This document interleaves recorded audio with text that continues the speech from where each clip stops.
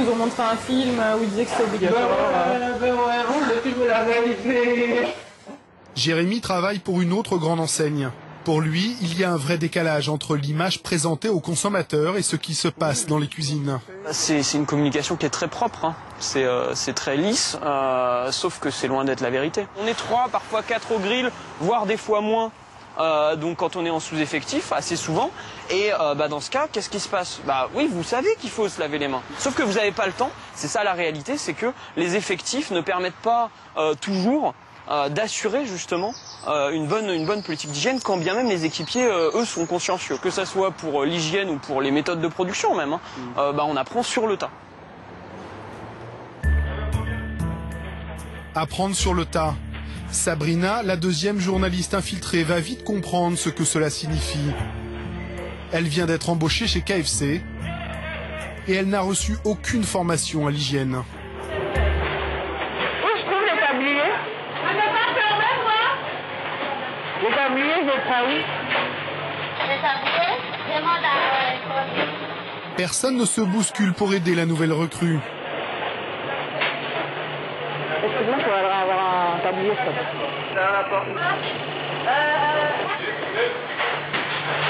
Sabrina n'a aucune notion en termes de sécurité alimentaire. C'est d'autant plus préoccupant qu'elle est chargée ici de fabriquer les sandwichs des clients. Elle doit d'abord toaster les pains, ajouter la sauce, les crudités et enfin le poulet pané, la spécialité de l'enseigne. Aucun manager n'est à ses côtés pour surveiller son travail. Son seul soutien, de petites affichettes sont collées au mur. Elles expliquent comment fabriquer chaque plat du restaurant. Mais Sabrina est un peu perdue.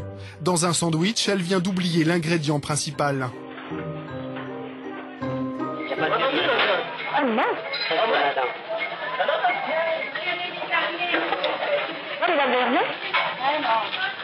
Cette fois-ci, Sabrina ne fait pas d'erreur dans sa commande, mais elle vient de faire tomber sa pince. Pour la nettoyer, le manager a une méthode très particulière.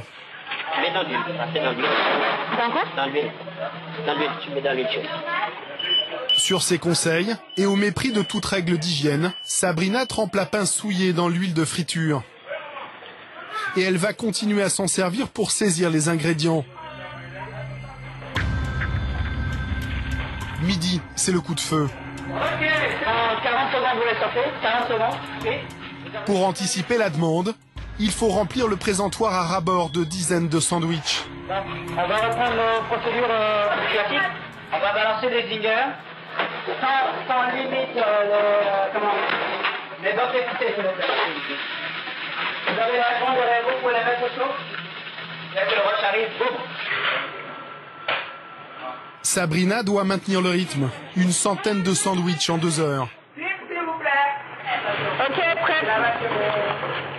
Un peu plus tard, elle remarque que plusieurs de ces sandwichs traînent sur le présentoir depuis un long moment. Étonnamment, rien ne permet de savoir avec précision le moment où ces sandwichs ne sont plus assez frais pour être vendus. Je les ai fait il y a au moins 30 minutes, vraiment. Mais la manager a sa technique à elle. Pour savoir s'il doit passer ou non à la poubelle, elle tâte la marchandise.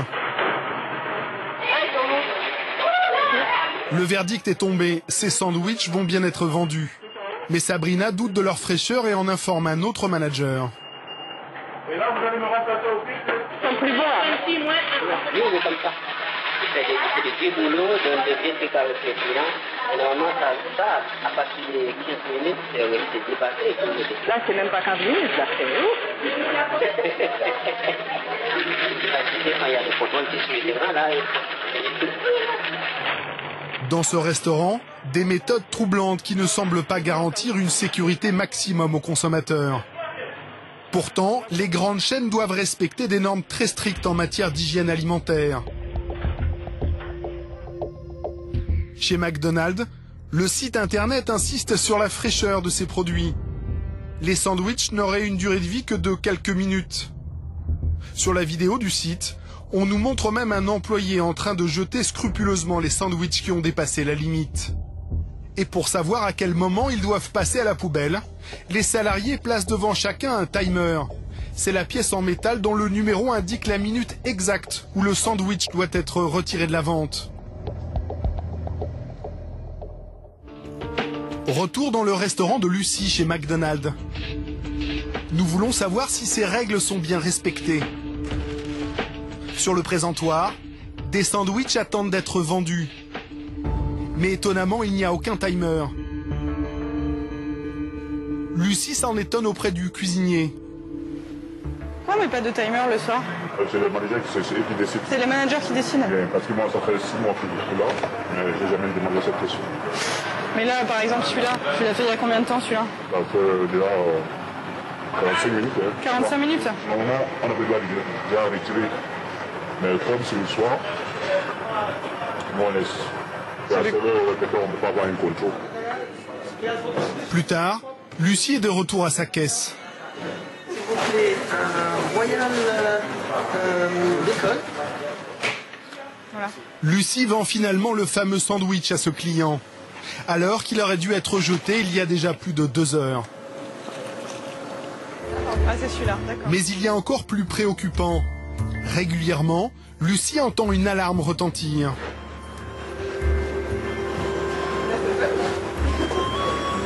Qu'est-ce qui sonne là? Ah, les frites, ouais. Tu peux juste appuyer dessus pour arrêter de sonner. Il y en a un aussi. Ah, en plus, voilà. Cette sonnerie indique que les frites sont bonnes pour la poubelle. Elles sont là depuis longtemps, tu sais, elles commencent à être un peu ramollies, tu les jettes dans ce bac-là. Mais bon, normalement, tu ne fais pas tant qu'on ne dit pas les cas. Après, si les clients te demandent de les changer, tu les changes, mais sinon, normalement, c'est bien. Et effectivement, ces frites qui auraient dû être jetées vont tout de même être vendues. Et l'huile, faut la changer à un moment donné? Non, je t'en occupe pas. Non, on la change pas. Non, ils mettent le matin et ils la changent le soir. Pourtant, depuis que Lucie est là, elle n'a jamais vu personne changer cette huile et elle lui semble de plus en plus suspecte. Lucie décide d'évaluer sa qualité en plongeant un bâtonnet de testeur dans le bac de friture. Plus les barres jaunes apparaissent, plus l'huile est dégradée. Le résultat est sans appel, 4 barres jaunes. L'huile est périmée. Elle devrait être remplacée d'urgence, mais rien ne sera fait dans l'immédiat. Et les produits vont continuer à être servis. La direction de ce restaurant est-elle informée de ces pratiques qui vont à l'encontre de la sécurité alimentaire? Lucie prend rendez-vous avec la directrice du restaurant.